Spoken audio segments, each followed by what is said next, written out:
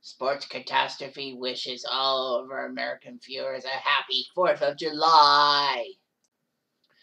Hey there, Heather, ho there, it's Jeff Kennedy. Welcome you to another Sports Catastrophe on this date.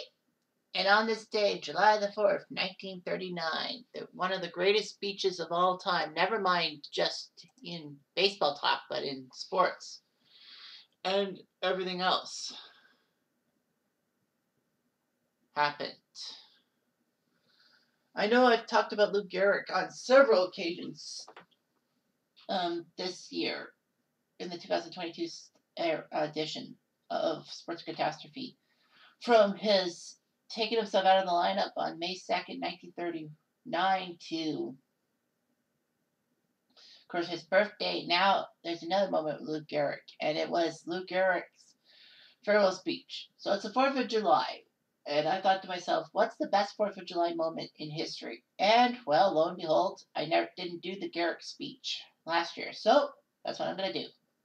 So anyway, the background is that Lou Gehrig was the Yankees' first baseman.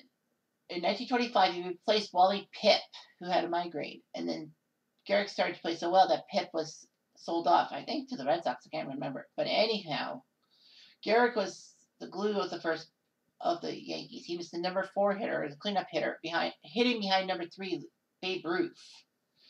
It was always Ruth third and Gehrig fourth in the batting order. Basically, you couldn't ignore both players. So anyway, Babe Ruth and Lou Gehrig were one of the greatest teammates of all time by RBIs and home runs. Gehrig could rake. He could get the home runs and all that. He finished just short of 500, though, but his RBI totals are legendary. Anyway, Lou Gehrig started having a slump by 1939, and thinking, well, he's been around for 14 years, he's going to slump. But after tests came back, well, after May 2nd, he decided to say, screw it, I'm going to sit out in 1939. I think it was Babe Dahlgren who was the guy who came in for him. But anyhow, Gehrig decided to get testing and all that at the Mayo Clinic in Minnesota. And yeah, it was revealed to be ALS. So Gehrig was going to die soon. Hopefully he would have a long life after that baseball. Gehrig never played for the Yankees or baseball in that matter after May 2nd, 1939. So the Yankees, knowing that the 4th of July would be a big doubleheader for baseball, decided to have a tribute between games of the doubleheader. And that Lou Gehrig would have people come around, the Yankees come around him and give him a plaque.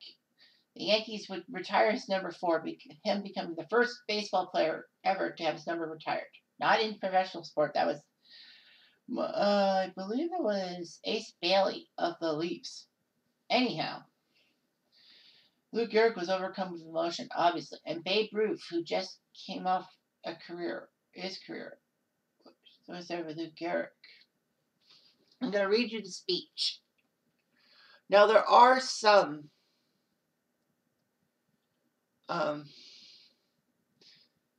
things and all that. Now, everyone should know that the original speech was not in its entirety. It was just the newsreel footage. There are some parts that you will not hear about, but anyway, here it is. Lou Gehrig at the microphone. Fans, for the past 2 weeks, you have been reading about bad break I got. Yet today, I consider myself the luckiest man on the face of the earth. Clap, clap, clap. I have been in ballparks for 17 years and have never received anything but kindness and encouragement from you fans. When you look around, wouldn't you consider it a privilege to associate yourself with some fine-looking man as are standing in uniform in this ballpark today? Sure, I'm lucky. Who wouldn't consider it an honor to have known Jacob Rupert? Also, the builder of baseball's greatest empire, Ed Barrow.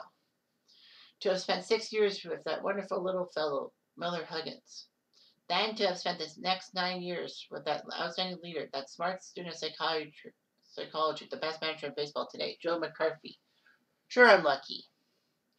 When the New York Giants, a team you would give your right arm to beat, and vice versa, sends you gifts. That's something. When everybody down to the groundskeepers and those boys in white coats remember you with trophies, that's something.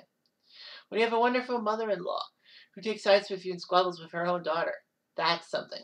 When you have a father and mother who work all their lives so that you can have an education and build your body, it's a blessing. When you have a wife who has been a tower of strength and shown more courage than you dreamed existed, that's the finest I know.